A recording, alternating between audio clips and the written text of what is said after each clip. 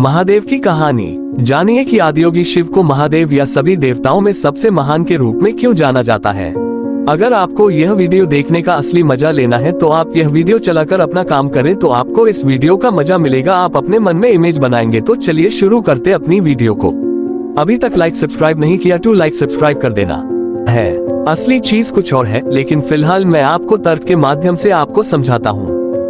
आखिरकार किसी भी पीढ़ी में किसी इंसान की कद्र उस योगदान के लिए की जाती है जो उसने उस पीढ़ी या आने वाली पीढ़ियों के लिए किया है। इस धरती पर कई शानदार लोग आए हैं जिन्होंने कई मायनों में दूसरे लोगों के जीवन में योगदान दिया है। कोई प्यार की लहर लेकर आया, किसी ने ध्यान की लहर चलाई, कोई और आर्थिक खुशहाली की लहर लेकर आया जो उस समय की जरूरत के मुताबिक था। जैसे महात्मा गांधी के प्रति पूरे सम्मान के साथ यह कहा जा सकता है, यह उनको नीचा दिखाने के लिए नहीं है। आजादी के पहले का समय होने के कारण उनके तरीकों, उनकी तरकीबों और उनके काम करने के अंदाज ने उन्हें एक खास ऊंचाई तक पहुंचाया। वह सही शख्स थे और उन्होंने उस समय के हिसाब से अद्भुत चीजें की, लेकिन वह हमेशा प्रासंगिक नहीं होंगे। या मार्टिन लूथर किंग की बात करें तो उन दिनों भेदभाव था, इसलिए वह बहुत महत्वपूर्ण थे। लेकिन अगर समाज में ऐसी कोई समस्या नहीं होती तो वह सिर्फ एक साधारण इंसान होते। अगर आप इतिहास में वापस जाएं तो बहुत से महापुरुष रहे हैं, लेकिन वे काफी हद तक समय की उथल पुथल, समय की जरूरत या उस समय एक तरह का भ्रष्टाचार फैला होने के कारण महत्वपूर्ण थे। अगर आप गौतम बुद्ध को देखें, समाज उस समय कर्मकांडों में इतना लिपटा हुआ था कि जब उन्होंने बिना किसी कर्मकांड के एक आध्यात्मिक प्रक्रिया शुरू की तो वह तत्काल लोकप्रिय हो गया। अगर इस समाज में बहुत कर्मकांड नहीं होते तो उसमें कोई नयापन नहीं होता और वह इतना महत्वपूर्ण नहीं होता। कई मायनों में कृष्ण बहुत महत्वपूर्ण थे, लेकिन फिर भी अगर उस समाज में कोई संघर्ष नहीं होता, अगर पांडवों और कौरवों के बीच कोई लड़ाई नहीं होती, तो वह सिर्फ अपने आसपास की जगहों पर प्रभावशाली होते। उनका कद इतना बड़ा नहीं होता। या अगर राम की पत्नी का हरण नहीं किया जाता तो वह भी किसी दूसरे राजा की तरह होते, शायद एक बहुत अच्छे राजा की तरह याद किए जाते या कुछ समय बाद लोग उन्हें भूल जाते। अगर सारा युद्ध न होता और लंका न जलती तो उनका जीवन बहुत महत्वपूर्ण नहीं होता। आदियोगी या शिव का महत्व यही है, ऐसी कोई घटना नहीं हुई, कोई युद्ध नहीं हुआ, कोई टकराव नहीं हुआ। उन्होंने युग की जरूरतों पर ध्यान नहीं दिया। उन्होंने मानव चेतनता को इस प्रकार से बढ़ाने के साधन और तरीके दिए कि वे हर युग में प्रासंगिक रहें। जब लोग भोजन, प्यार या शांति से वंचित हो और आप उनकी कमी को पूरा करते हैं तो आप उस समय सबसे महत्वपूर्ण बन सकते हैं। लेकिन जब ऐसा कोई अभाव न हो तो एक इंसान के लिए सबसे महत्वपूर्ण आखिरकार यह है कि खुद को और ऊपर कैसे उठाएं या खुद को विकसित कैसे करें। हमने सिर्फ उन्हें महादेव की उपाधि दी क्योंकि उनके योगदान के पीछे की बुद्धि, दृष्टि और ज्ञान अद्भुत है। इससे कोई फर्क नहीं पड़ता कि आप कहाँ पैदा हुए, आप किस धर्म, जाति या वर्ग के हैं, आप पुरुष हैं या स्त्री। इन तरीकों का इस्तेमाल हमेशा किया जा सकता है।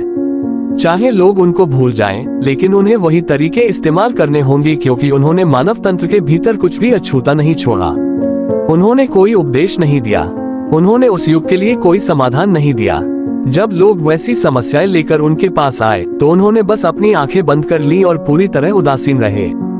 मनुष्य की प्रकृति को समझने, हर तरह के मनुष्य के लिए एक रास्ता खोजने के अर्थ में ये वाकई एक शाश्वत या हमेशा बना रहने वाला योगदान है। यह उस युग का या उस युग के लिए योगदान नहीं है। सृष्टि का अर्थ है कि जो कुछ नहीं था वह एक दूसरे से मिलकर कुछ बन गया। उन्होंने इस सृष्टि को खोलकर एक शून्य की स्थिति में लाने का तरीका खोजा। आदियोगी को शिव क्यों कहा गया? इसीलिए हमने उन्हें शिव का नाम दिया। इसका अर्थ है वह जो नहीं है। जब वह जो नहीं है कुछ या जो कुछ है बन गया तो हमने उस आयाम को ब्रह्म कहा। शिव को ये नाम इसलिए दिया गया क्योंकि उन्होंने एक तरीका, एक विधि बताई, सिर्फ एक नहीं बल्कि हर संभव तरीका बताया कि चरम मुक्ति को कैसे पाएं, जिसका अर्थ है कुछ से कुछ नहीं तक जाना। शिव कोई नाम नहीं है, वह एक वर्णन है। जैसे ये कहना कि कोई डॉक्टर है, वकील है या इंजीनियर है, हम कहते हैं कि वह शिव हैं, जीवन को शून्य बनाने वाले। इसे जीवन के विनाशकर्ता के रूप में थोड़ा गलत समझ लिया गया, लेकिन एक तरह से वह सही है। बात सिर्फ यह है कि जब आप विनाशकर्ता शब्द का इस्तेमाल करते हैं तो लोग उसे कुछ बुरा समझ लेते हैं। अगर किसी ने मुक्तिदाता कहा होता तो उसे अच्छा माना जाता। धीरे धीरे शून्य करने वाला विनाशकर्ता बन गया और लोग ये सोचने लगे कि वह बुरे हैं। आप उन्हें कुछ भी कहिए, उन्हें कोई फर्क नहीं पड़ता। बुद्धिमानी की प्रकृति यही है। अगर आपकी बुद्धिमानी एक खास ऊंचाई पर पहुंच जाती है तो आपको किसी नैतिकता की जरूरत नहीं होगी। सिर्फ बुद्धि की कमी होने पर ही आपको लोगों को बताना पड़ता है कि क्या नहीं करना है। अगर किसी की बुद्धि विकसित है तो उसे बताने की जरूरत नहीं है कि क्या करना है और क्या नहीं। उन्होंने इस बारे में एक शब्द भी नहीं बोला कि क्या करना चाहिए और क्या नहीं। यौगिक प्रणाली के यम और नियम पतंजलि की देन है, आदियोगी की नहीं। पतंजलि काफी बाद में आए।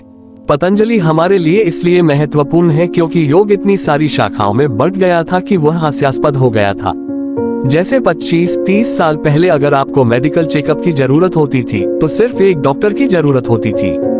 आजकल आपको 12 से 15 डॉक्टरों की जरूरत होती है, एक हड्डियों के लिए, एक मांस के लिए, एक खून के लिए, एक दिल के लिए, एक आंख के लिए, ये और आगे जाएगा।